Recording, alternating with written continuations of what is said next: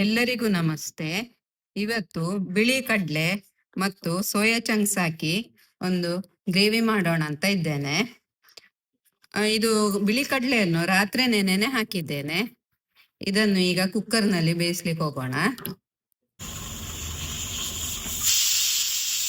4 ಸೀಟಿ ಬಂದಿದೆ. ಆಗಿದ್ದು ಬೆಚ್ಚಗಿನ ನೀರಿಗೆ ಸೋಯಾ ಚಂಕ್ಸ್ ಹಾಕ್ತಾ ಇದ್ದೇನೆ. ಮತ್ತೆ ಸ್ವಲ್ಪ ಉಪ್ಪು ಹಾಕ್ತಾ ಇದ್ದೇನೆ. 2 ದೊಡ್ಡ ಈರುಳ್ಳಿಯನ್ನು ಕಟ್ ಮಾಡಿ ಈಗ ಪೇಸ್ಟ್ ಮಾಡ್ಲಿಕ್ಕೆ ಹೋಗ್ತಾ ಇದ್ದೇನೆ.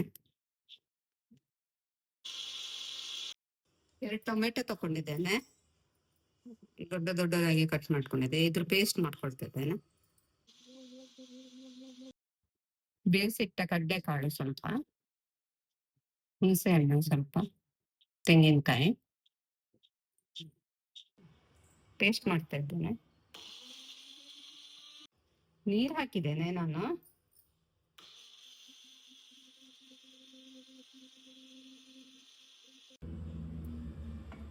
ಬಿಸಿಯಾಗಿದೆ ಇದು.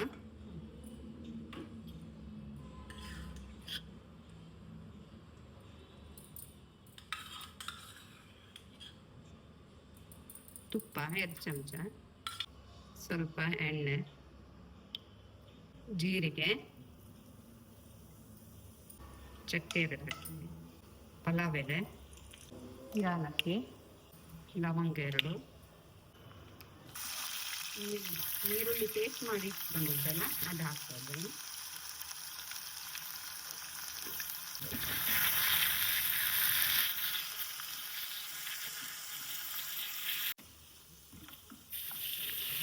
ಬೆಳ್ಳುಳ್ಳಿ ಶುಂಠಿ ಪೇಸ್ಟ್,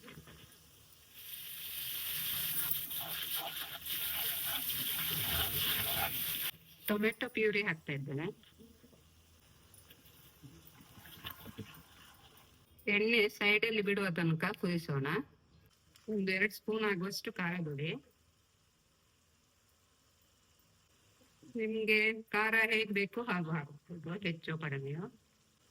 ಧನಿಯಾ ಪೌಡರ್, ಕೊತ್ತಂಬರಿ ಬೀಜದ ಪುಡಿ 1 ಸ್ಪೂನ್,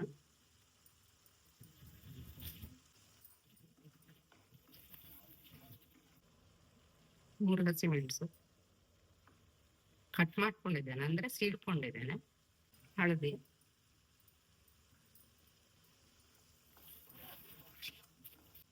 ಸ್ವಲ್ಪ ಹೊತ್ತು ಬೇಯಿದ್ದು. ಉಪ್ಪು ಹಾಕ್ತಾ ಇದ್ದೇನೆ ರುಚಿ ತಕ್ಕಷ್ಟು. ಅಂದ್ರೆ ಈಗ ಮಸಾಲೆಗೆ ರುಬ್ಬಿಟ್ಟ ಮಸಾಲೆ ಹಾಕ್ತಾ ಇದ್ದೇನೆ.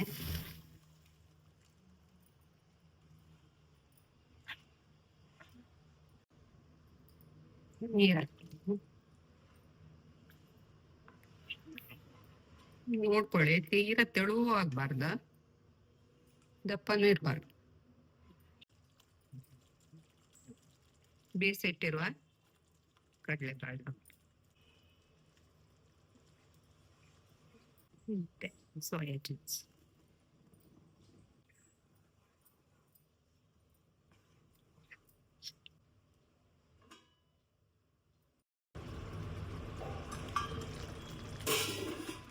ಸ್ವಲ್ಪ ಗರಂ ಮಸಾಲೆ ಪೌಡರ್,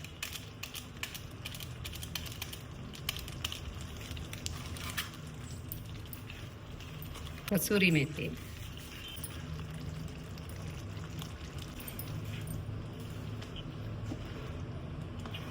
ನಿಮಗೆ ಖಾರ ಕಡಿಮೆ ಅನ್ಸದಿದ್ರೆ ಖಾರದ ಪೌಡ್ರ್ ಹಾಕೋಬಹುದು. ನಾನು ಇಲ್ಲಿ ಕಾಶ್ಮೀರಿ ಚಿಲ್ಲಿ ಪೌಡರ್ ಯೂಸ್ ಮಾಡಿಲ್ಲ, ಖಾರದ ಪೌಡ್ರೇ ಹಾಕಿರೋದು. ಆಗಿದೆ ಈಗ. ಕೊತ್ತಂಬರಿ ಸೊಪ್ಪು,